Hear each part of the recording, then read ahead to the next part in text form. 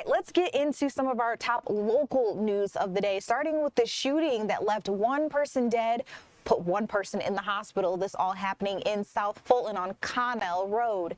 The South Fulton police say that one person was killed, one person was sent to the hospital. That person who was sent to the hospital is expected to survive. Here's what else we know about that situation. South Fulton Police Department has not released any information on that suspect, unfortunately, so we're still trying to figure that one out.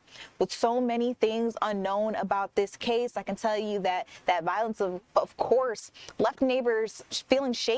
You know, how am I supposed to feel going out into the neighborhood and doing things on my regularly scheduled getting back to regularly scheduled programming when I don't know who did this, why they did this, if they're going to come back, you know, what is the real motive here? We actually got to speak to some of those residents. One woman in particular asked us not to put her face on camera, but she was willing to speak. Let's listen to what she had to say. I heard it, and then I heard a car scare off, like, it was like that. That's all I heard, though. I didn't hear screaming. I didn't hear nobody say no. Like 10 minutes later, we seen the police cars, and I'm like, oh gosh. I'm telling my sister, like, I think somebody, you know, probably just got shot or died. And we are still working to figure out as much information as we can about that. But again, no information on the suspect there just yet. All right, let's take you out to College Park. There's a fire. One woman died in that fire. This happening, like I said, in College Park. This happened at a home on Lyle Avenue. Got some video there for you guys. A woman, they say, was trapped in that fire. Firefighters received that call at around 2, and then crews were able to try and get the fire under their control. But reports say that there were 2 women inside the home at the time. One of those women, she was able to get out. She was taken to the hospital where she's trying to recover, I imagine from smoke inhalation. But that other woman, unfortunately, she never did make it out. She was reportedly trapped inside the house, and she just did not survive from her injuries. At this point in time, we don't have any information on that cause of the fire. And we also don't know the name of the woman who lost her life. It's not going to be released. But that is the information that we have out there on Lyle Avenue in College Park. We are thinking about that family at this point in time. All right, big question for you all. Have you seen Ryan? We're looking at a missing man. You see his photo right there on your screen. Police in Union City are issuing a Maddie's call for this man. Now, typically that's done when there is someone older missing or someone with mental health issues, and that's what they say is the case here. 31-year-old Ryan William Billups, they say, has been diagnosed with borderline personality disorder, also with depression, and they say he could pose a risk, harm to himself. And that's why finding him is so important. So Mr. Billups was last seen on Valley Ridge Drive at around 10:30 on Wednesday night. He was wearing a windbreaker style jacket and dark colored pants. It's been a couple of days. We all know how cold it is today and how much colder it's going to get. So finding him is of the utmost importance. If you see someone who looks like him, who matches that description I just gave you, remember, windbreaker style jacket, dark colored pants.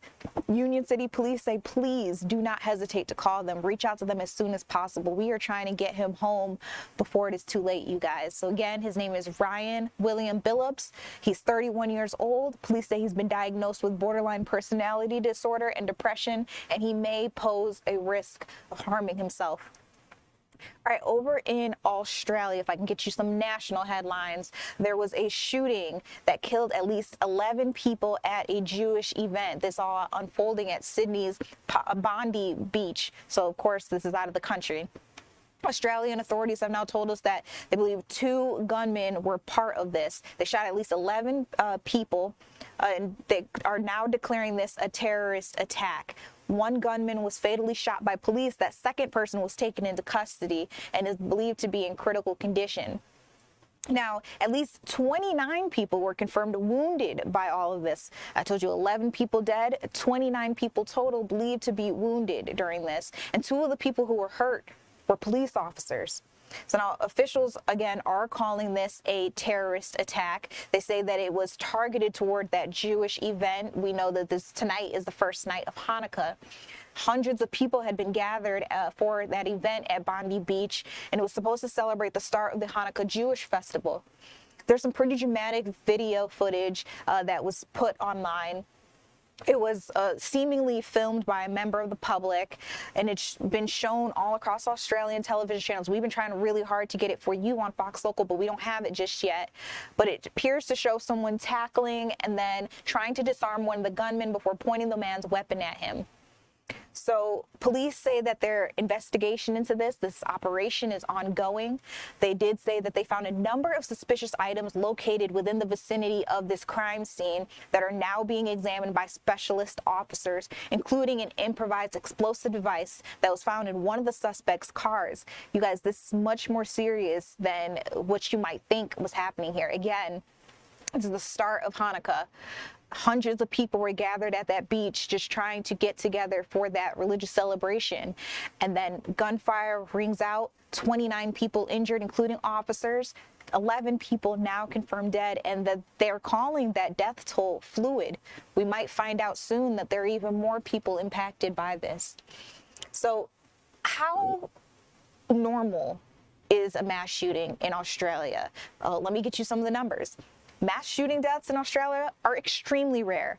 As a matter of fact, 1996, there was a massacre in the Tasmanian town of Port Arthur where a lone gunman was said to have killed 35 people, which prompted the government to drastically tighten their gun laws out there. And that may be why we have not heard of too many more incidents like this after that.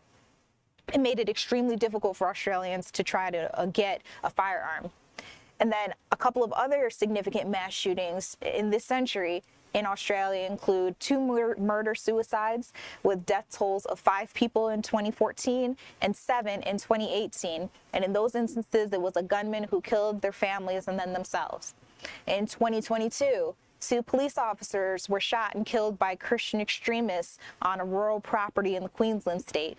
The 3 shooters in that incident were conspiracy theorists who were said to have hated the police. They were shot and killed by officers after a 6-hour siege, along with one of their neighbors in the area. So I could count on my hand there the amount of instances that I just told you about. It's not common at all. It is extremely rare. So that is why so many eyes are on this situation. We're praying for everyone involved. Again, 29 people wounded, 11 people shot and killed.